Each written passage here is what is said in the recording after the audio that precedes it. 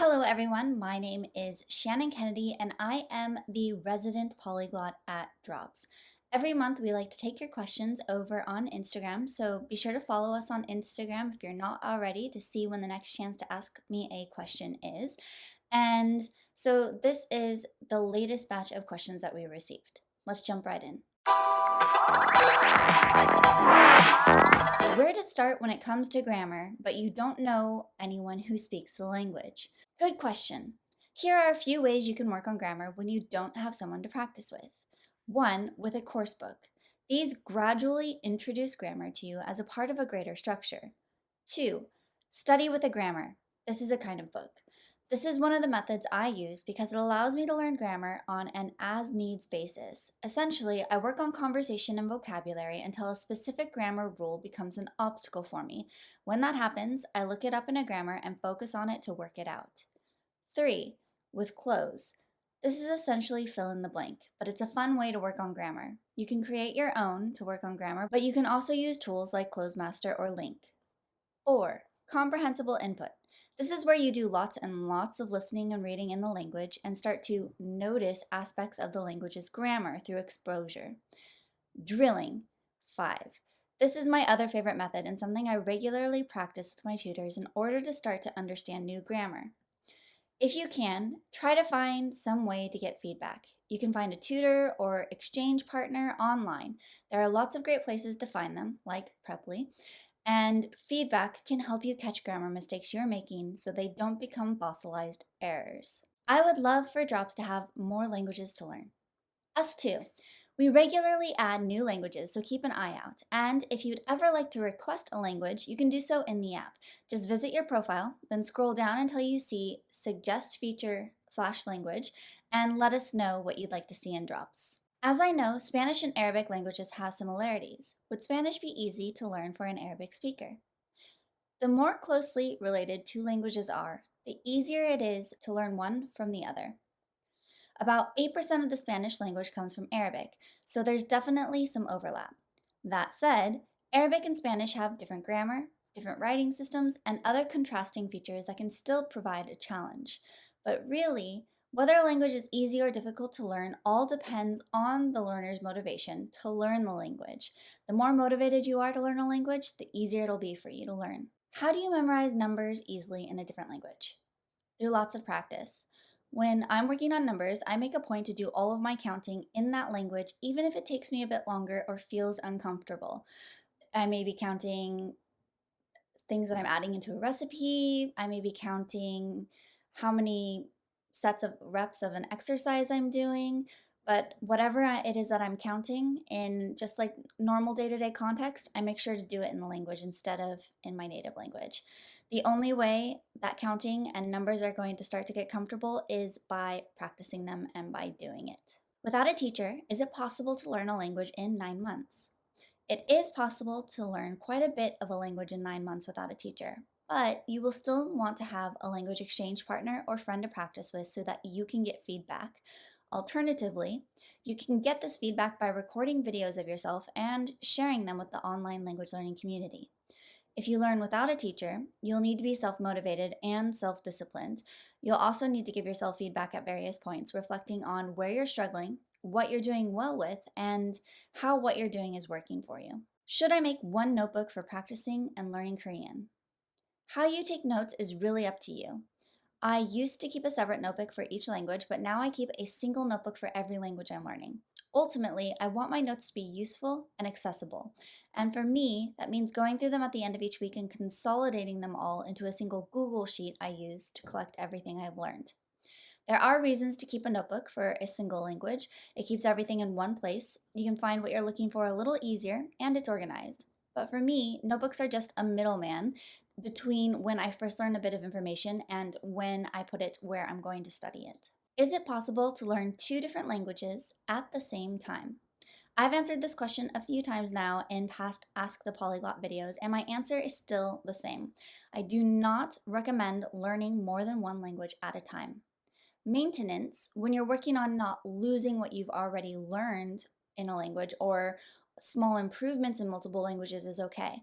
Starting several new languages or trying to tackle multiple new-ish languages at once is a lot more challenging. Some polyglots do learn more than one language at a time. I am not one of them. I used to be, but when I started focusing on just one language at a time for a good 3 to 6 months before moving on to something else, I found I made a lot more progress. And learning more than one language at a time can slow down your progress and cause language interference, which is when you mix up languages. So instead, I recommend focusing on one and then another. But of course, this is your language journey, so do what you feel is the right thing for you. Your learning tips. My number one language learning tip is to be consistent. Consistent study is so important for retention and motivation. When you show up and do the work, you get rewarded with light bulb moments that make all the work you're doing worth it. Plus, the more consistently you're getting exposure to the language you're learning, the less review you have to do, and the more new learning you get to focus on, which means you make faster progress. Any tips for languages with a different alphabet? Use scripts. All joking aside, Scripts is a fantastic resource if you're learning another writing system. It's one of our companion apps, and it focuses on helping you learn to read and write in languages with different alphabets and writing systems. Beyond that, you learn through practice. Spend some time familiarizing yourself with the letters. Practice writing the alphabet out by hand. Learn to recognize each letter on its own, then start reading very basic words, words with 6 letters or less. Graduate to longer words and short sentences. It's okay if your reading feels slow at first. Eventually, the letters will become more and more familiar, and you'll pick up both your reading and writing speed. Do you watch anime? I used to when I was younger, but not anymore. I actually don't watch TV all that much, and when I do, it's usually on in the background for me while I study new vocabulary with Drops. And if you don't believe me that that's the case, I'm sure my partner will vouch for me studying whenever the TV is on as fact. What languages are you learning right now? I am currently learning Norwegian as a part of my 90 Days with Drops. Drops recently became part of the Kahoot family, and Kahoot is based in Norway. I thought it would be fun to learn the native language of many of my new teammates, so I'm having some fun dabbling in the language at the moment. Do you guys like K-pop? You bet we do. In fact, we have a K-pop topic in the app if you're learning Korean. And we have a partnership with Amber Liu until the end of March 2021, where you can learn more than 300 words with Amber's voiceover talent. On one of my most recent albums, I'm a musician as well as being the resident polyglot at Drops. I even covered one of my favorite K-pop songs, Something by Girls' Day. We'll link my version of the song somewhere for you. How do I write capital letters in Korean? Good news. Korean doesn't have capital letters, so learning how to write them isn't something that you need to worry about. How much time do you take in a day to learn a new language? I tend to spend between 30 minutes to an hour a day studying, but it really varies. If I'm doing an intensive language project, I may study 2 to 8 hours a day. But really, what matters more than how much time I spend is how I spend that time. My daily language routine is pretty consistent, and here's what I typically do. Anytime spent in the car, I listen to a podcast. I am in the car for about 30 minutes a day, and this is my focus language that I'm listening to in the car. If I don't get the full 30 minutes in the car, I'll continue listening whenever I do chores around the house or if I go on a walk. By the end of the day, I do my drop session, 5 minutes, but often 15 minutes.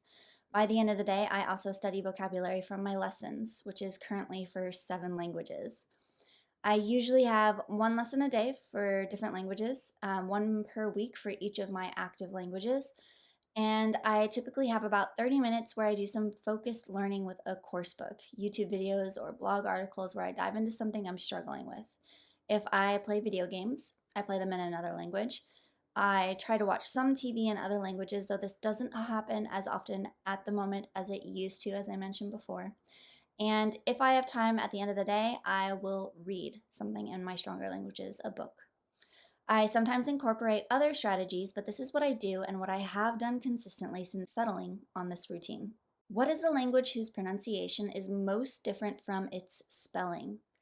English, along with many of the Celtic languages, have pronunciation drastically different from their spellings.